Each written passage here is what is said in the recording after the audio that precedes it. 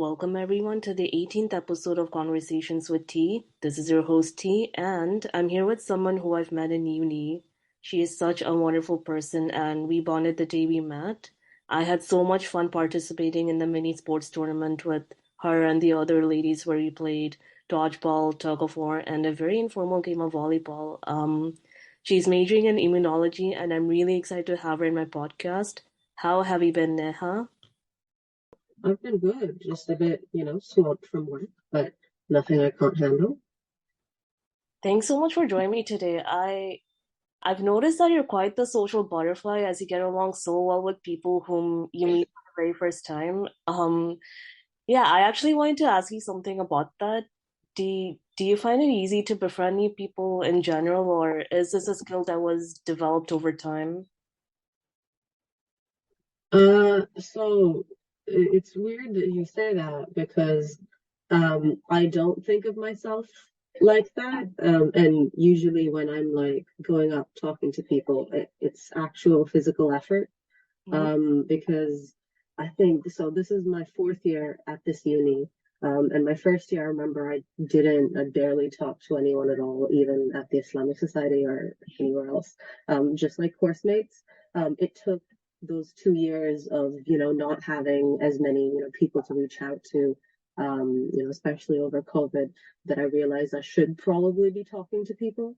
And I know that as someone who didn't really reach out to people, I kind of really appreciated it with someone when someone in the prayer room or, just like a sister, at uni would reach out to me and ask me how I was doing.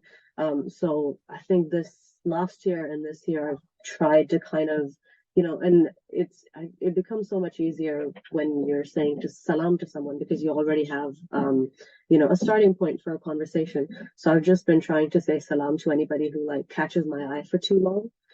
Instead of, usually when you accidentally meet someone's eyes, you look at them and then you look away awkwardly. So I've Yeah. tried to turn that into assalamu alaikum, how are you? What's your name? And alhamdulillah, it's been working out pretty well. So thanks, I guess. Oh, no problem.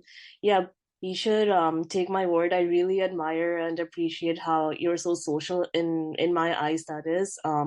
I think some people, myself included, they can really learn from you as they may be more quiet or reserved, or maybe they um lack the social skills needed to build friendships. And it is true that some people find it more challenging to trust other individuals enough to really bond with them. They may Mhm. have experienced something in the past which led them to become more standoffish, if that makes sense. And I can actually speak for myself.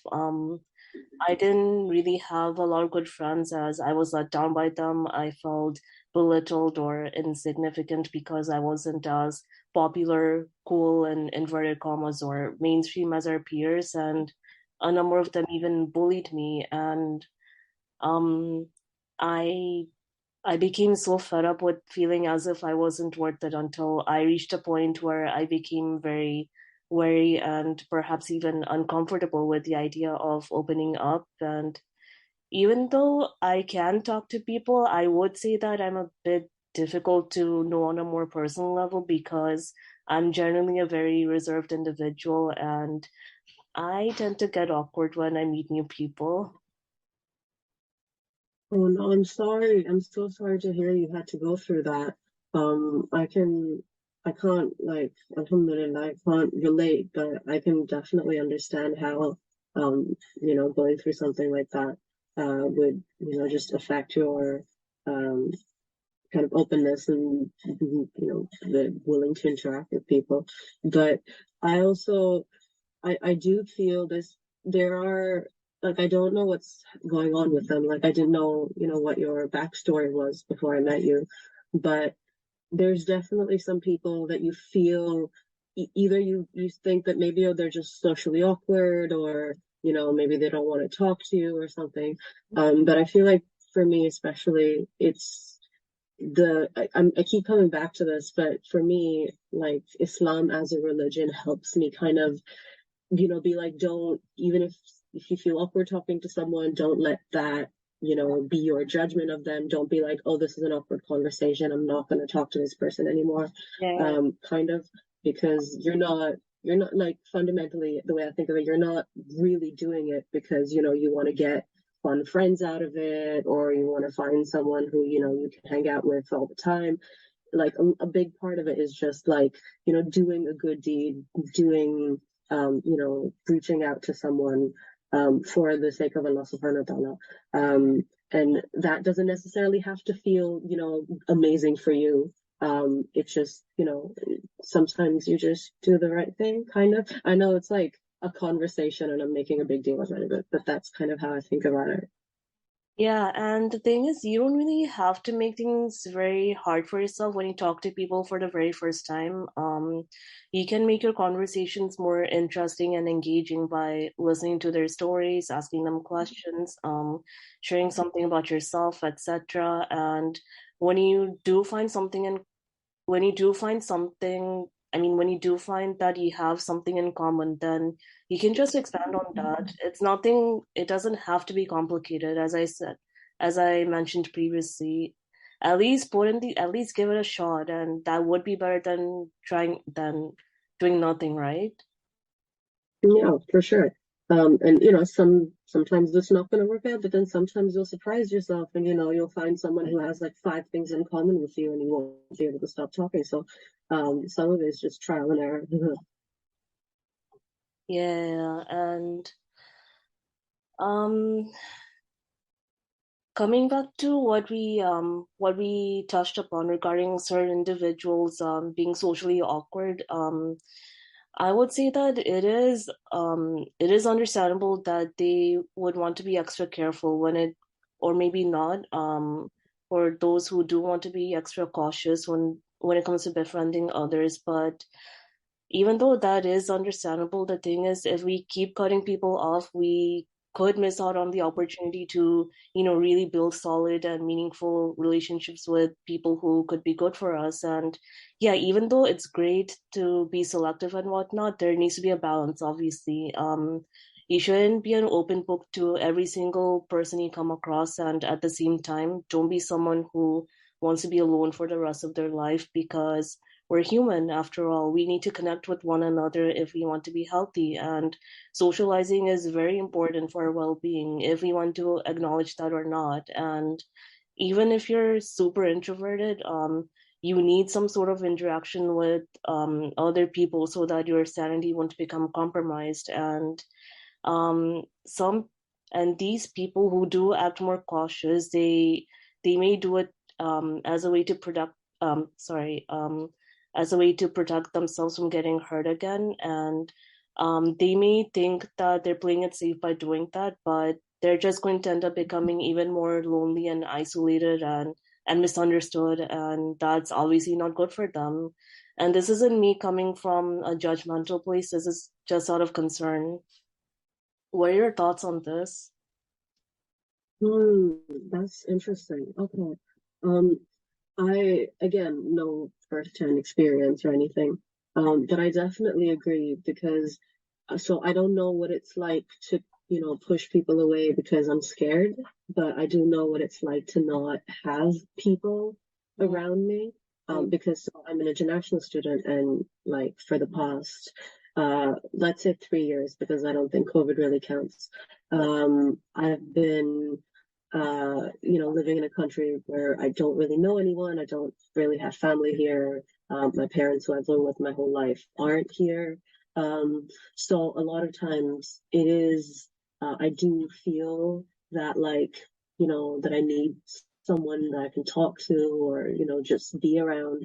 Um, and it's definitely like important, even if you feel like you don't have time for it or you're just all in your head, and you're just going through a phase or something. It does sometimes when it feels like you're feeling really down and you don't know why and you can't explain it. Sometimes all you really need to do is like get out of your house and go to like the most approachable person you remember or something. Or just if you're a uni student like me, just go to uni, go where all of the people you kind of know, hang out, and just being around people sometimes does help bring up your mood. Um, and yeah, so I definitely agree that human interaction is important. and healthy. And it can be hard sometimes, but you kind of have to have hope that not everything is going to go as badly as it could. Um, Yeah, and I do agree that we should look for people whom we can relate to more. And even though that's important, I would say that we need to also be very mindful of who we let into our circle, because not everyone has our best interests at heart, unfortunately. One of the people whom I personally can't stand are those who just talk to you when they want something from you, and after they get what they want, they just disappear. And they normally wouldn't make any effort to spend time with you or even ask how you're doing, but they act the complete opposite when they want to use you. And yeah, what do you think about such people? I think no, it's not a great feeling, especially when it depends. So if I'm not, like, again, I don't think I'm the most social person, but I do see myself as someone who would think like 500 times before saying no to a request by someone, even if it was someone I didn't really know that well. Mm-hmm. Um, so I do get how, and you do that because like you want to. I see someone asking a favor of you as them putting their trust in you, Mm-hmm. or like at least like relying on you. And for me, that's like something important and something that I would put off. If I had plans, I would put them off for to like to fulfill someone's request, because I feel like that um, at least leads up to forming like a meaningful connection. Mm-hmm. So for that to then turn around and be just like, oh, this was a one-time thing, thanks, and let's never see each other again. Alhamdulillah, it hasn't happened to me, or at least not that that I could think off the top of my head. But yeah, no, that would hurt. And I do think, like, I don't think it's okay to, because if you become suspicious of everyone, then it's never really going to happen. Um, but I do think if someone has that kind of tendency, or you kind of have an idea, um, that they wouldn't be this nice to you, or they wouldn't be talking to you like this unless they want something from you, then maybe not just like not confront them or anything, but I would kind of just slowly not talk to them as much or something. I don't know. But yeah, it's trust, and one of the hardest things is when someone betrays your trust, because even if you really want to forgive them, sometimes it's hard to convince yourself that you're over it. And do you want to know something? Sometimes you know that certain individuals aren't good for you, and you do want to cut them off or maintain a distance, but they actually don't let you do that, and they use these several manipulative tactics to keep you hanging. For example, they might guilt trip you when you disagree with them on something, or you don't want to spend time with them anymore because they're toxic. They may say things such as, "We were best friends for years, but you want to break our friendship off just like that," or "I I hope you have a long life ahead. Just know that I was there for you when other people didn't even care about you." What do you have to say about this? Do you agree, disagree, or do you want to add something? Mm. So again, no personal experience, like, but I do feel like I do know that the problem with things like that is there's sometimes where you feel really reluctant to let go of something, not even because it was really good, or because you're attached to it, just because it's familiar. Mm, And letting go of something that you've known for a long time and that's familiar can be really hard, even if you know it's bad for you, and mm, logically you know that you'd be better off without it. mm, So I but I like, for people, or if you're going through that, or if someone is going through that, just know that it feels like that it'll hurt and it'll feel awful and you're never going to get over it and you'll regret it forever. But you do change and you do get over things. And especially if it's Neha, Neha, can you can you hear me? I yeah, lost. I can hear you now. Yeah, yeah. Can you carry on, please? I lost you a bit there. Sure. You want me to repeat? Where did you lose me from? Oh no, carry on where you left. Okay.